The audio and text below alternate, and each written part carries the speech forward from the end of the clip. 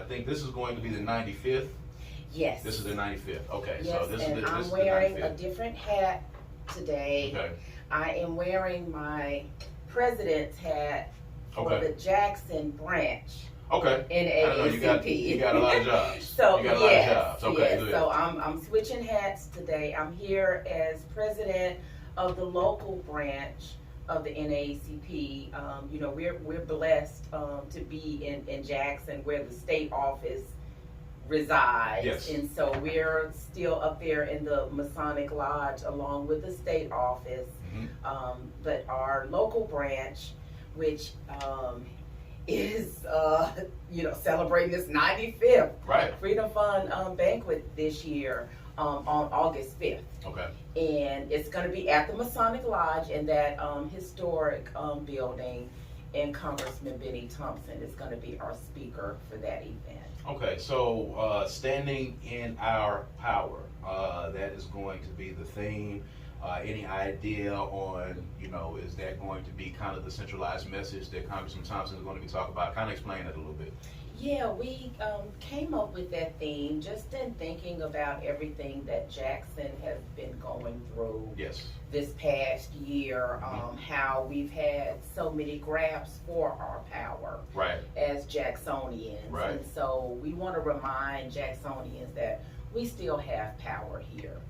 And so we're hoping that, you know, this banquet, you know, our Get Out the Vote efforts, all of our work is about standing in our power, reminding people that even though we're experiencing a lot of hard times in Jackson right now, but we do still have power, and we need to stand in our power and make sure that these conditions improve. All right, so you're the president of the Jackson branch of the NAACP. Y'all are in the world famous, the historic Masonic building on the back of Lynn Street.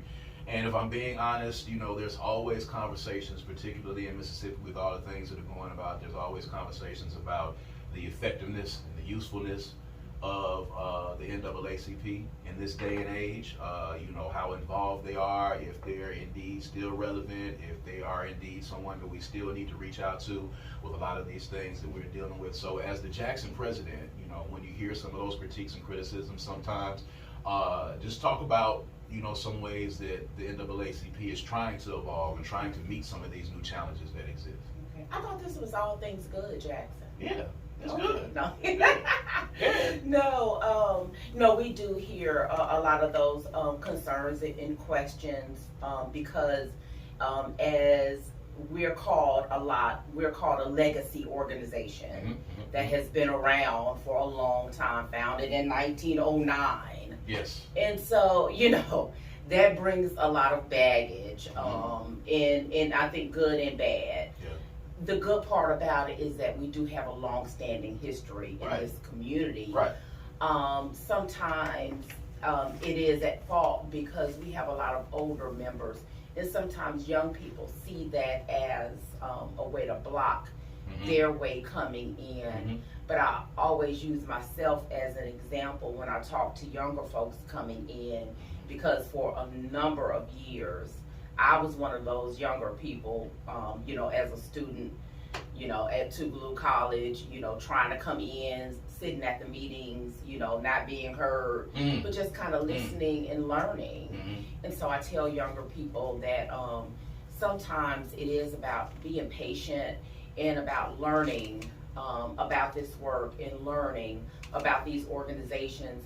And you may not want to be a part of, you know, the older organizations. You may want to form something new or be a part of something else, but give it a chance first. So, and that is good things, Jackson. If you're talking about how you guys are, you know, evolving and how you're standing up against the ever-changing climate as it exists out there, that is good, because you guys are still here. This is, you know, 1909.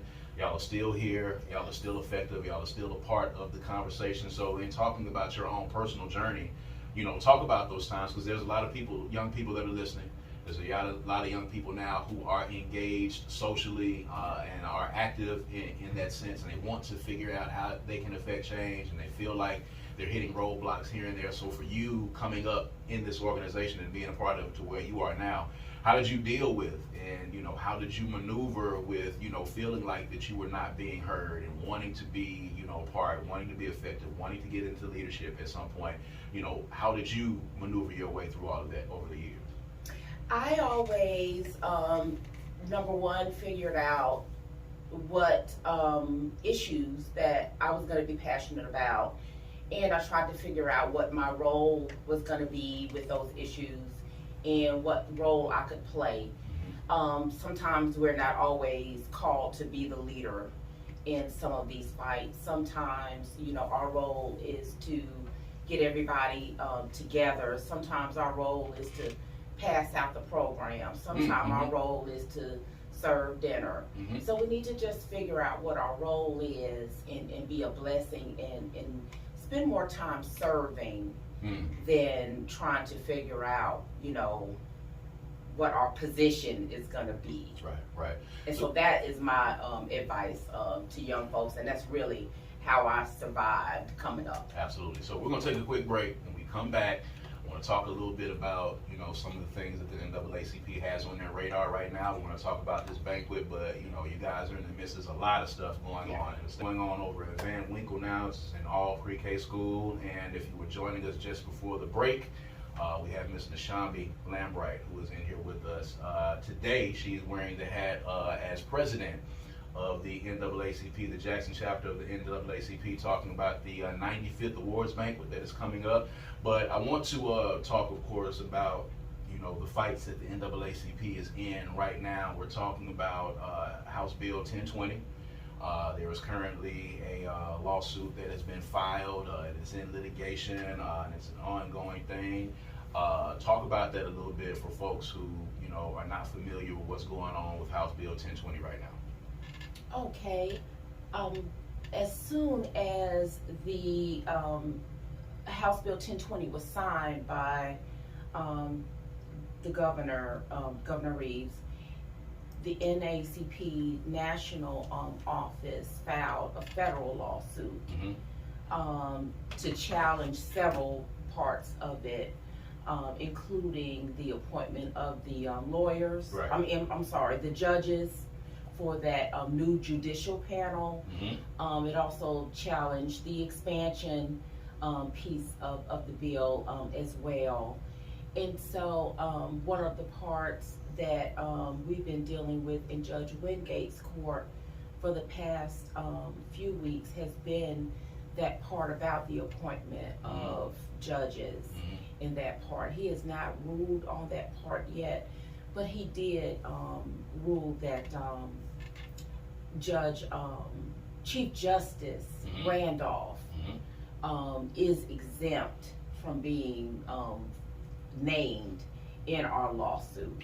Okay. And I am one of the plaintiffs in that lawsuit. Okay. We have about 6 plaintiffs in that lawsuit. Okay, so the ultimate goal of this lawsuit, of course, we know that this bill was, signed into law by the governor, and it has been put on hold until this litigation takes place. I don't think there was anyone that was really on board, not from the community. Of course, there were a lot of people, and there were incidentally a lot of lawmakers that are not from the Metro Jackson area who had a hand in passing this bill. What is your hope at the end of the day? I know this particular lawsuit is dealing with the appointment of the judges. There are other pieces to the House bill as well, but for the NAACP, ultimately, what is the goal with this litigation? Yeah, the goal ultimately is that this law never sees the light of day. Okay. And so it does include those other components as well. This is just the first part of it that's dealing with the appointment of the judges. It does also deal with the expansion of the Capitol Police District.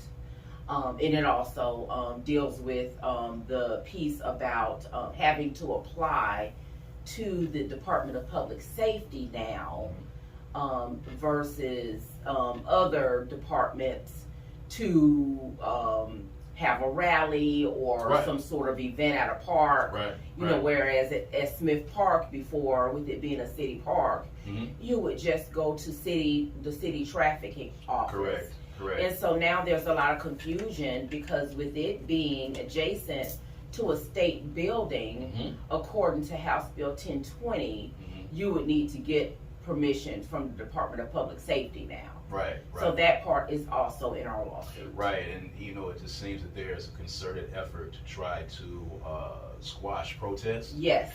Concerted effort to try to just squash the voice of the people. Yes. Having to go through all these hoops to be able to get permission, first of all, to be able to get permission to protest or do any of this, and having to go through this particular public service commissioner who's tied in with Capitol Police. We all know the issues that have come along with that. So it's very incumbent, if you're listening to us right now, it is very vital that you keep up with what's going on with House Bill 1020. The NAACP is at the forefront of that fight. It's a lot of stuff going on, actually. What is you guys' stance? I know Judge Wingate is also hearing the case with Ted Hennepin right now with Jackson Water. Are you guys involved in that any? Have y'all taken a stance on that? Do y'all have an opinion on what's going on in that particular instance? Yes, during the beginning of the water crisis, we filed a lawsuit there as well. Okay. In federal court, again, challenging, Jackson's water crisis. But that lawsuit again was against the state and its lack of response to the water crisis. And so we do have a stake in that issue also. And so the hearings last week, we did, participate in those hearings as well. Okay. So I want to ask this question. Derek Johnson is now, the president of the NAACP on a national level, but, he is Jackson, Mississippi. He is from here. How vital has that relationship been for the local chapter here, with having him in the position that he's in? How good has that been for you guys? Oh, it's been extremely vital. Number one, Mississippi was always on the map, being a home of Medgar Evers. Of course. And so we've always been on the map. But I think that Derek Johnson being the national president gives us even greater presence at the national level. Right. And these lawsuits, it really helps having the national president being a resident of Jackson, and having firsthand knowledge and information. So he's still residing here. He still resides here in Jackson. His family is still here. That's fantastic. And he's able to give firsthand information to the attorneys about what's happening here in Jackson. How vital has, and him being the guest speaker for this banquet, how vital has it been to have a champion like Benny Thompson in Congress? He has tenure.